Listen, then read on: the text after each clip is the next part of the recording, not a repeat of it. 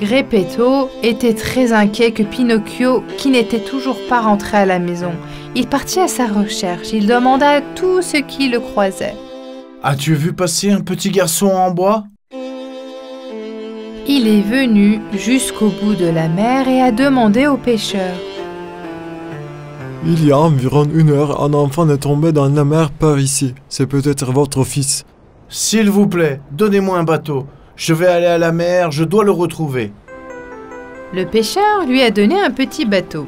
Geppetto monta dans le bateau et nagea vers la mer. Pinocchio, mon fils! Pinocchio, où es-tu? Le petit bateau n'a pas pu lutter contre les vagues et quand il a chaviré et s'est retourné, Geppetto est tombé dans la mer.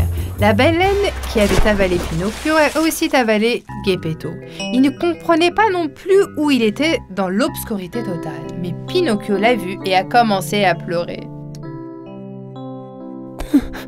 Père, père, tu m'as trouvé. J'étais si effrayé. Pinocchio, mon fils! Pardon-moi, père. Je ne vous désobéirai plus jamais.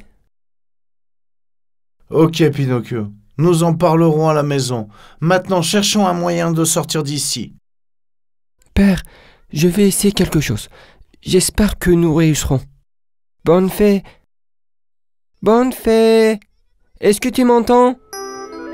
Les vagues ont porté sa voix jusqu'à l'oreille de la bonne fée.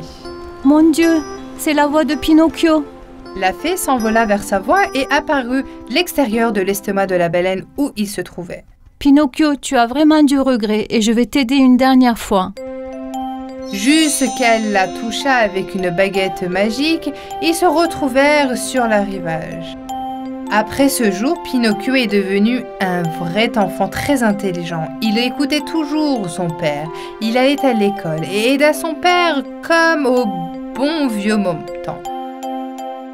La bonne fée testait Pinocchio de temps en temps. Elle savait que Pinocchio ne mentait plus et qu'il écoutait toujours son père. Il ne dit que c'était le moment idéal et une nuit, elle transforma Pinocchio en véritable enfant pendant qu'il dormait.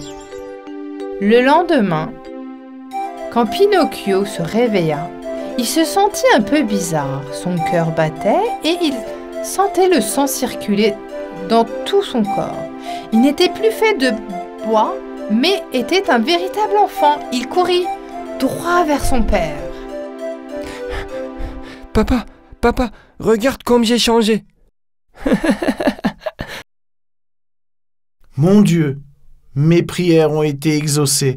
J'ai maintenant un vrai fils. Après ce jour, ils vécurent heureux pour toujours. Pinocchio était maintenant un enfant dont il pouvait être fier.